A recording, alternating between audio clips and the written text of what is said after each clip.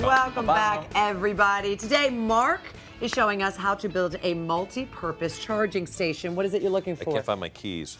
Oh. Wallet. You know see what? where it is? They're right here. Oh, there they are. Oh. Of course, that's See? where they are. This is all you need to make sure all your things are in the right But that's spot. why I wanted to make this, is because so many times I come home and stuff is strewn all over the place. And I set it down because you come in, you got the mail, you got stuff. I come home sometimes with leftover food from here because it's really good. And I get it to the fridge and all that. So I'm going to show you how to make this really simple. This is Paige, really this is cool. something I know you could do in a heartbeat. Yes, but with your it's skill so set. different than everything else. I mean, you normally put things in a little box or a Or in cubby. a bowl. But Yeah. Everything's in the bowl. Yeah, But this is nice. A lot of this, by the way, the wood that you can get at a craft store, or you can get it in your neighbor's yard. Okay, so what do we need really to do So, this? okay, we're using birch here today, Okay. and I chose this because one, it comes in lengths that you can buy. It's not that cheap, but it's for what you get. What's great, you really want a straight trunk. You want something 3 to 4 inches in diameter because you want to put your glasses, as you see in the front. This is the little nose and the ears. I'll show you how to put those on. But you want to be able to have some a length to it because we're going to put little shelves on here so you can put your wallet and whatnot. Well, But it's pretty straightforward. it is straightforward. It is. So this one leans a little bit to the right, but other than that, it's It's pretty good. straight, Yes. So, all right, let me show you what I did. I got started earlier today. You're going to need little tools. I wanted to do this by myself, though the crew was like, "No, let me help you." I go, "No, let's try to do this solo." Got out a paddle bit. This is a specialty item. You purchase it. There's one that's 3/4 inch and a 1/2 inch. I drilled through the core of it, and the reason for that is we're going to run our power cord up it. Now, here's a little tip. See the paddle bit? Put a piece of tape on it. That tells me the depth I want to go in. So both of my 3/4 inch dowels will stick out at the same distance. So you won't have one that sticks out. smart. from the other. Very So smart. it's a little tip. Then we took another one and we took a half inch paddle bit. You want this to be straight, so I put a level on my drill as I was drilling to make sure it stayed level, because you don't want to have, when one ear's up higher than the other and your Right. glasses don't sit straight. Here's a little tip too. When you're building this shelf, use paper and cut it and sort of mold it with that, and then use that as a template, and you know what you need to cut out. So I just put that down, a little jigsaw action, around away we went. We cut it out. Now we have our little ledge that's going to go onto here. cute. I put some nails underneath this because we could have used like an angle iron or something like that, or Right.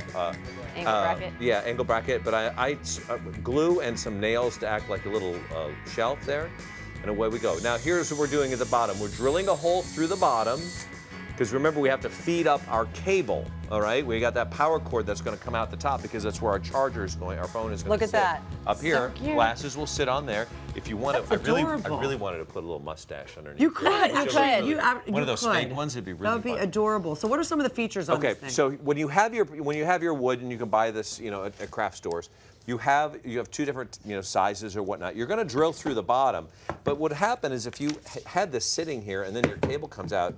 No, it doesn't sit level. So what we that need makes to do me is we crazy. need to give ourselves a chance to really have success at this. So we used our router to route this out. So now when the cable goes in and up, it's going to sit Stick it smooth right and on. then come out the back, right?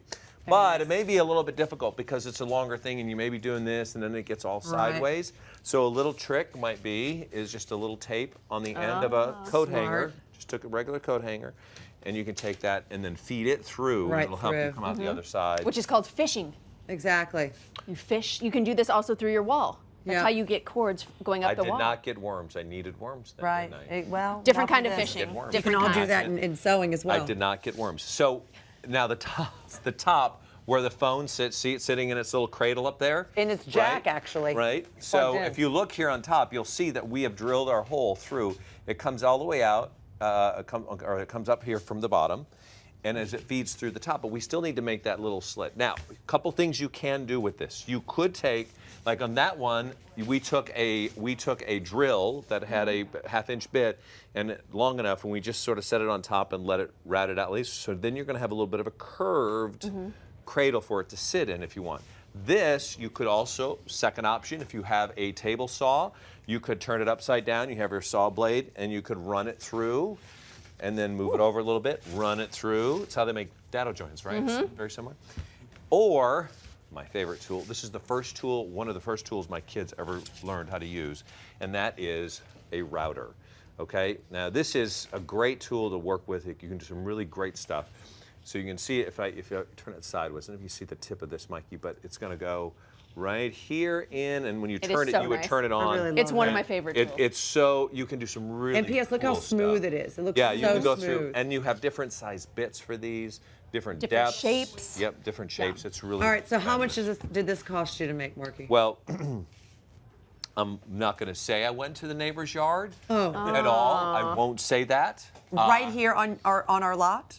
Because that's What are a you different accusing me production. of, I'm Debbie? just saying we I might need would to let say them know. if I bought this straight out of my pocket, it would be about $30. Okay. If I bought But- it straight out of my neighbor's yard, or say a tree branch that you could, Okay. you don't have to use birch.